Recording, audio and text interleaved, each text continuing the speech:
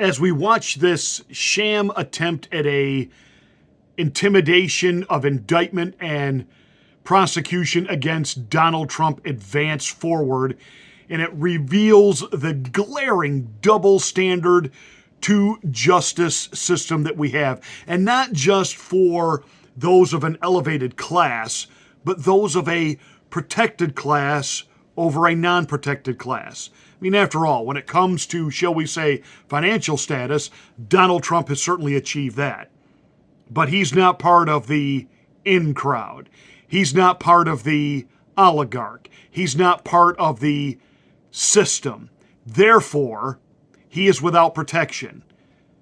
Bill Clinton, Hillary Rodham Clinton, Dr. Fauci, Joe Biden, Hunter Biden, who should all be sitting in jail cells, aren't, nor will they ever, nor does it bother them for the entertainment value of hearings in their name and for their crimes, because in the end, they know they will face no repercussion, no problem accordingly.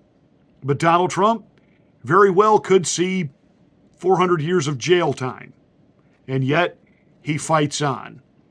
And you know who's not fighting with him? The rhinos. I know, big shock. The rhinos who are hoping that this scandal takes him out. The rhinos who could not effectively govern, but yet think they are still in charge of the GOP. And I want to zero in on one in particular. No, not Chris Christie or Witness Protection Romney. I don't want to talk about Paul Ryan or that lecherous traitor Mike Pence. But I do want to talk about one, though he's not running for anything, is the epitome of the classism within the rhino culture. Arnold Schwarzenegger. Let's get ready to rumble! You can't handle the truth. Somebody with the top of the line.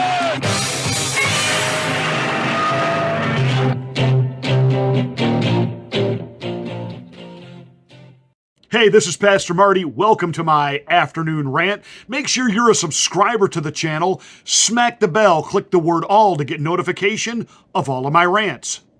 Before I jump right into this rant, I got to show you one of the gifts that I got for Father's Day. And by the way, happy belated Father's Day to all you dads out there. My youngest daughter, Charity, who serves as one of the worship leaders in my church, as well as one of our key youth leaders, she got me this. It is a Donald Trump coffee mug and, best dad ever. But what I really love is what's written on the back. And I'm going to attempt to read this in my best Donald Trump impersonation because it's great. I really love it.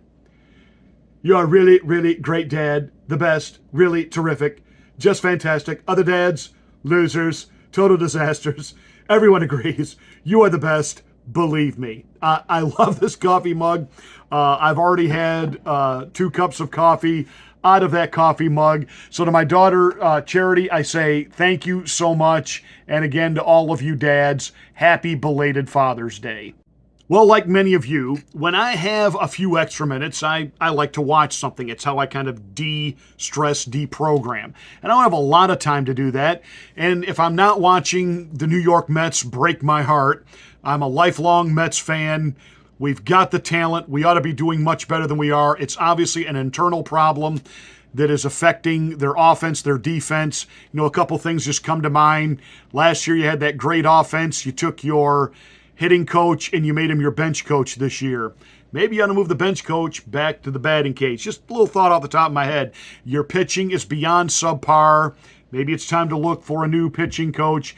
And Buck, hey, you had your one season back because you wanted to get back into baseball. You've never been up for the big game. Never, ever, never, ever, Buck, have you been ready for prime time, the big game. Right off into the sunset. Mets need a turnaround. When I'm not watching the Mets, I'm streaming something. And I recently streamed the docuseries on Arnold Schwarzenegger. Now, let me just say, I've always liked Arnold as far as I have an incredible amount of respect because he is kind of that American story in that he was an immigrant who came here legally. He had a dream. He knew he wasn't going to be able to achieve that dream in his little small town in Austria, that he needed to get to the United States. You know, he wanted to be Mr. Atlas, Mr. Universe. He wanted to be the world's biggest, baddest, strongest dude. And he wanted to compete in that sport. And he wanted to do it where he knew it was taken seriously and where he would be able to parlay that into, you know, the other dreams, visions, and aspirations that he had for his life. I give him all kinds of credit that he comes here, barely knows the language, spent years living in back rooms of gyms on mattresses on the floor. I mean, he would have, what we would say back in the day, he paid his dues. His first movie, Hercules in New York, I've seen it. It's so great. It's so atrocious. It's great. I remember the very first movie that I actually remember seeing him in. He was playing Lonnie Anderson's husband in a TV movie about the Jane Mansfield story. And I remember at the time thinking, wow, his like English, he needs to really work on that. And he became an accomplished movie star, and he went on to become the governor of California. And again, right now this isn't about his politics. It's about the fact that this guy came here. He didn't play the welfare system. He didn't come here to leech off the system like the invaders coming up through the southern border. He came here the right way. He came here legally, and he contributed. And right in the very beginning of even his weightlifting years, as he was making money, he turned that money into more money. He had product endorsements, products he created, things that he advertised in all of the weightlifting magazines. But in reality, he became a millionaire even before he got into movies, investing in real estate in California. Apartment buildings, office buildings, et cetera, et cetera, et cetera. So he is an entrepreneurial spirit and really is the epitome of the American dream. And so all I could say is good for Arnold. And very early on, when he was kind of trying to figure out the whole political philosophies of America, he said that he identified with the Republicans. And there have been Republican presidential administrations that have honored Arnold Schwarzenegger. You know, Ronald Reagan certainly did that. That whole Hollywood connection going. And George W. Bush and George H.W. Bush on things regarding kids and physical fitness and Special Olympics, et cetera, et cetera, et cetera. And all that's fine. But let's not forget, he married into the Kennedy family. So there's a whole lot of what we would call social liberalism there. But even that, he announces on the Jay Leno show that he was going to run for governor of California. We're going to clean house. Because Gray Davis, like Gavin Newsom, had run California into the ground. And so Arnold got there and he put several propositions forth. They all failed. And rather than fight, he caved. He brought a liberal lesbian in to basically run his administration. He brought other progressives and lesbian into his cabinet, into his sphere of influence. And he really became the poster child of a Rhino. And a Rhino is nothing more than a Democrat dressed in Republican drag. And so he became a Democrat. Raised taxes. I did cut spending because it was a recession. Yeah, but he did nothing to get his foot off the throat of business so that businesses could thrive, because what he did was he decided to really buy into the whole green energy, renewable energy, climate change, we're killing the planet. And so he prided himself that when he left the governorship of California, that under his administration, the most aggressive, stringent laws regarding energy in the country. To the point Barack Obama applauded him and complimented him, wanting the rest of America to follow his lead. Arnold makes it very clear that he buys into the entirety of climate change renewable energy, fossil fuel, killing the planet. And yet, as I watched that docuseries, what a flaming, lying, double standard hypocrite. Do you know he owns his own tank? I don't care. But he's got a piece of property that he drives his own military tank on. He's got another big, heavy-duty, armored military vehicle that you see him just kind of driving around in the snow in. And he basically says, as he's puffing on a cigar, and again, I got no problem with him puffing on a cigar. I smoke cigars. I have no problem with that. As he's puffing on a cigar, he he says something to the effect, no, I don't really need this, but you know, boys and their toys, I can afford this, I want this, I deserve this. He's got a huge house that the docuseries would lead you to believe he lives in all by his lonesome. You know he doesn't live alone. But apparently whoever his squeeze is right now is going to be part of the docuseries. Either she didn't want to be, or Arnold was kind of like, you're not going to be around long enough to be included really in my life, you know, because I still have to feign like I'm in love with the Kennedy who left me because I was banging the maid. But here's this guy who wants to talk like a liberal, talk like a Joe Biden. Rules are for thee, not for me. You know, there's a scene that was obviously filmed during the pandemic where, you know, he's in a vehicle with his mask on, being driven to getting his vaccination and his booster.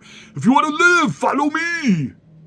Because, you know, we were in the midst of a pandemic of the unvaccinated. That whole BS lie that nobody has apologized for and nobody has gone to jail over. Why? Because they're going to hit us with another pandemic. That was just a test run to see how much forced compliance they could get away with. And they're going to stretch it even further the next time. And Arnold was part of that. Arnold was saying, follow the science. There was no science about wearing the bib over the mouth. They made this stuff arbitrarily up. The new chick that's up to be the director of the CDC is seen on video talking about how she would talk to the, I can't remember now if it was the state attorney general or who it was, her counterpart in the state of Massachusetts, and they would compare back and forth what they were going to do as far as, you know, mandates. Are you going to close the schools? Well, I'm going to too. Like 2 high school girls. What are you wearing to school tomorrow? I will too. And laughing about the mandates that they were just kind of pulling out of their arses and inflicting on the citizenry. And Arnold went right along with that. And he was talking about, screw your individual freedom. Screw it. Mascot, follow the science. There was no science, Arnold. You created a system in California which welcomed in the Gavin Newsoms and this overreaching, overstringent, now gasoline cars are going to be outlawed. And what are you going to do with your big tank? Oh, you get to have your big tank. You get to have your big SUVs that suck down fossil fuel. Why? Because you're Arnold and you've earned it and you've deserved it. And Arnold, may I say to you from the bottom of my heart, that you have achieved all of this success and this finance and can buy anything you want. And so therefore, if you feel like driving around a tank, you can. Can I tell you that really you need to consider this? No, screw your freedom. Yeah, screw your freedom, Arnold. Screw your freedom. You back up the military-industrial complex. You gave the big speech on recognizing fascism when you were talking about your support for Ukraine and Zelensky, and then referred to Donald Trump and his supporters as insurrectionists when in reality they're the Fed-surrection of J6. You heard me. The Fed-surrection of J6. In case you didn't hear me and you thought maybe I stuttered or didn't get it right, the Fed-surrection of January 6th. Yes, they knew Trump supporters were coming. Did those members of the alphabet community that, according to Chuck Schumer, can screw you 9 ways to Sunday and get even with you if you ever out them for anything? Did they put plants in the crowd to get things stirred up beyond what was supposed to happen that day? Oh, yeah. And by the way, don't forget that Mike Pence, who wants to testify and talk about that Donald Trump and his words were reckless that day and put him and his colleagues and his family in danger, there was only one person shot and killed that day. Young lady. Last name was Babbitt. Is this sounding familiar? We're told that a D.C. police officer shot her, but he's never been held accountable. He was totally vindicated, and he doesn't give interviews because he doesn't know how to keep the lie straight, because it was a member of Mike Pence's Secret Service detail that shot her. Bum, ba-dum, bum. Fedsurrection.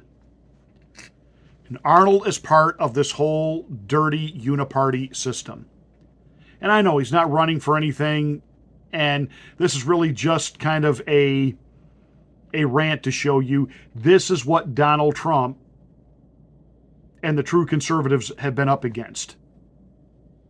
People that are supposed to be on your team and you think are with you, and in the end turn out to be Judases and backstabbers and liars. And my point to all of this rant is, every time we see them, every rhino needs to be exposed, and if he's in office, voted out and sent packing permanently.